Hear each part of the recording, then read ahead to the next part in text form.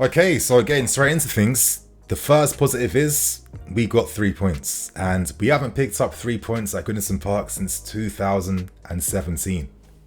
I want to start off by explaining some context first before I talk about the rest of the game. Talk about the debuts of Raheem Sterling, CUCURELLA, Koulibaly, plus a lot more as well too. But I think Tuchel said this in his press conference. Pre-season prep wasn't as ideal. You know, he had so many players to work with. It wasn't as focused, and because he had such a large group, he had to use all of them. You know, you can't not use certain players in pre-season because that is the opportunity for the entire squad, of course, to, you know, get their fitness, get their sharpness, and get ready for the new season. And I definitely feel like one of the reasons behind one of the very lethargic performances we saw today was based on the fact that I feel like certain men just aren't fully fit enough yet. I mean, look at Koulibaly, I think around the 60th minute, 65th minute. I understand that, yes, you know, you're not in Serie A anymore, but to have that feeling of cramp already that soon tells me that we are still maybe a few weeks, maybe a month away from being fully fit and fully ready. And I think it was the case for Silva, plus many more as well too. So knowing that we faced all those difficulties, it's nice that we were able to pick up the 3 points and get the win. It wasn't the most ideal circumstances. We got a penalty, a set piece in our favour in the end, but for me, as the season goes on, games like this are guaranteed nil-nils, they're guaranteed draws, and the fact that you're able to get 2 extra points from them, they will all accumulate and add up as the season goes on. And knowing the fact that players will get fitter, the fact that more signings are coming in, the fact that hopefully with more game time, more understanding, the relationships we see with players in the field will continue to grow and improve. There's still a lot more positives to come, and at least we have 3 points now before we play against Spurs in our next Prem game. So that is the context out of the way first. Just discussing the game, I think it's safe to say that it was really dead, really mid, and really boring. Even though we understand why, as a fan still watching through it, you can't help how you feel. You know, there wasn't as much excitement.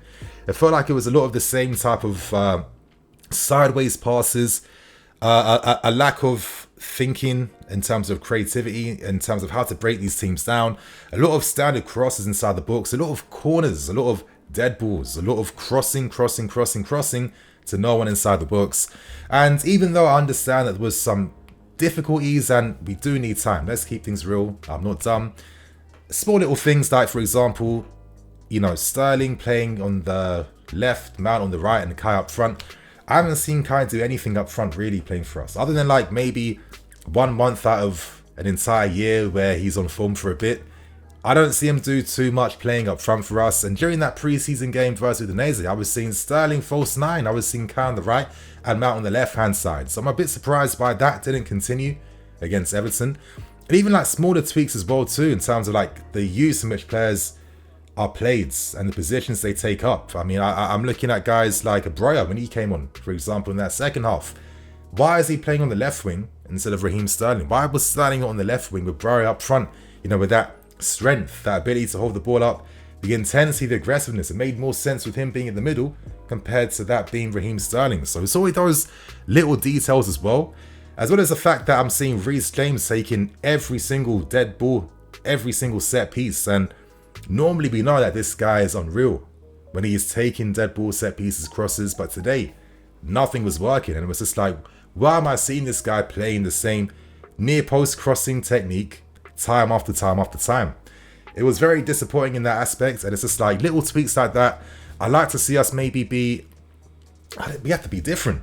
It doesn't make too much sense to me, and it feels like those details kind of like compound and add up to kind of create more of like a dead offensive display. So let's hope that once we have more understanding, once more of these new signings are bedded into the team, we see a lot more. Because for me, the other positive, of course, after picking up 3 points, was the debuts we saw from Raheem Sterling, CUCURELLA, from your Broyas, your Gallaghers, your Koulibalys, all these guys that came on.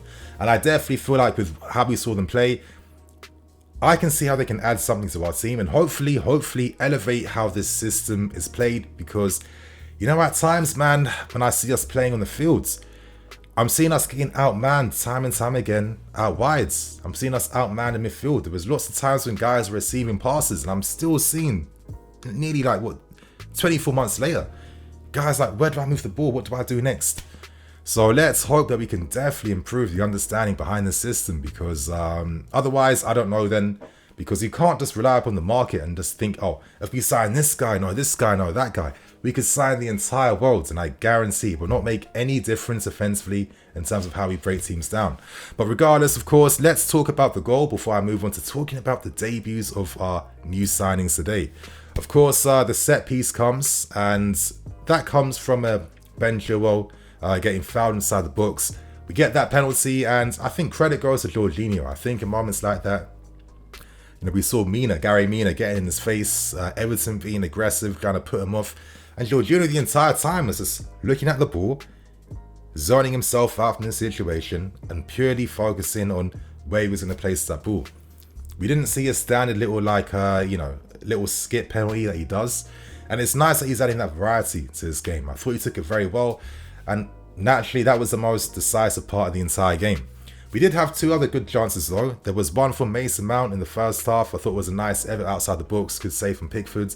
And I'd say there was one from Raheem Sterling that came from CUCURELLA, which I'll touch upon later on. But other than that, there really wasn't much in terms of shots on goal or creativity, or much in terms of any efforts at all, to be fair. So that was basically the game.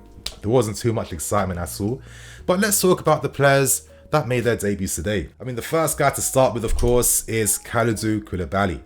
Now, for me, you would never have guessed that this was his first game playing in the Premier League. I thought he was authoritative. I thought he was strong.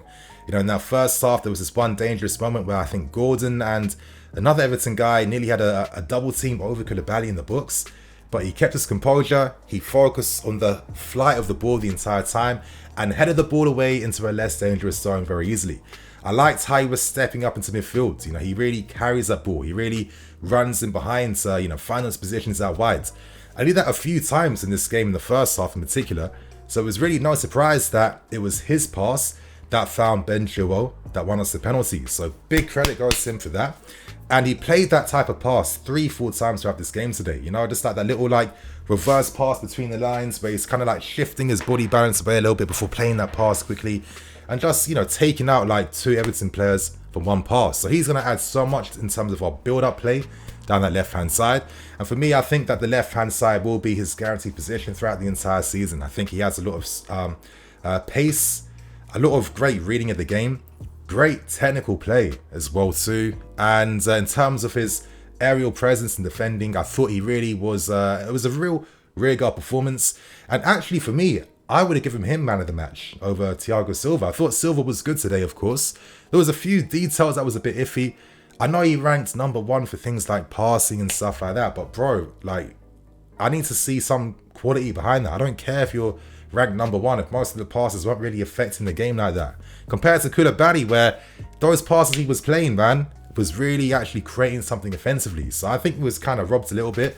But if this is a taste of Koulibaly, bro, I'm very excited for what the future has in store. Now, I felt at times Raheem Sterling looked a little bit frustrated. Of course, he has to realise that you're not at Man City anymore now. All those attacking plays and rotations you're working upon in the training ground, it doesn't necessarily work out the same way here.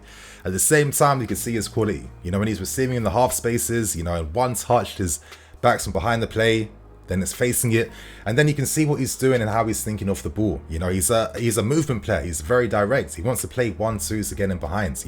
He wants players to run off him so he can play those passes in behind as well too. And some of the positions he took up as well inside the books, the very few chances that we created of any threat, Sterling was involved in them. I like that when he was receiving, he was trying to be direct, run at his man. He won us a lot of free kicks in this game. Expect Sterling to do that. And similar to Eden Hazard, he can get taken down time and time again, get up, and still affect things in the game. So I think there's even more to come from Sterling. He was very unlucky near the end to not get a goal on his debut, especially as I think he could have deserved it, to be fair. And yeah, I hope that with more understanding between him, Mount and Kai, we see even more from Raheem Sterling. But for me, this was a decent debut from him. And of course, I think all eyes on the fan base were on our recent new signing and Marc Cucurella. And for me, I love what this guy was doing on the field when he came on. Did you see the crosses he played? That cross in particular, that for me, everything was right in that moment. It should have been 2-0. That perfectly weighted, low driven pass, cross, played it behind to find Raheem Sterling, pinpoint accuracy. You know, Sterling is constantly receiving from delivery like that at Man City, from your Walkers, your Cancelos, and Zinchenko's, all these guys. So, you know, for me, we needed that option on the left-hand side. He can do that. And I thought Mark was very proactive. I thought he moved the ball very well. Some of those passes he played into midfield, you know, from really big distances, like the technique of the pass, the way he gets his foot on top of the ball. Yeah, I think it's just absolutely sick, to be fair. I just think that he can add so much. And it will be interesting to see if maybe him and maybe even Ben Chilwell will combine down the left-hand side as, of course, the season does go on. But I think this was a very promising performance from Mark. He came in, was instantly ready. And yeah, I think this guy will be a very good signing for us as the season goes on. We saw Tuchel use up the entirety of his options from the bench today. Let's hope that Godfrey's is going to be okay in this game. He picked up a really bad injury, it seems like. And of course, naturally, it meant that there was tons of extra time, like 20 minutes additionally. So I don't think he'll necessarily use all 5 subs every game. But I think at least, you know, for today in particular, he had to balance out some of the fitness concerns throughout the team. And Conor Gallagher came on, didn't have too much time to do anything. Broja came on, and as I said earlier, I don't understand why he was playing on the left wing. I know at Southampton, a lot of times in the counter-attack, he'd be in the left channel running on the end of moves, but when you have Raheem Sterling there, you'd thought that Broja would have made more sense up front when Everton lost 2 defenders. So just little details like that don't make sense to me. If you guys understand why, please let us know in the comment section. But regardless, we start this new season off with 3 points, and I'm hoping, and I do think that we are going to improve and get better once so many factors combine and come into place. But considering the difficulties coming into this game, yeah, I'll take this 3 points, even though, yeah, it came just by random chances. But on that note, you guys, I'm going to wrap things up, keep things moving. Thank you for watching. I'm NiniFC, this is Blue Lions TV. Catch you guys later with some more videos. Cool.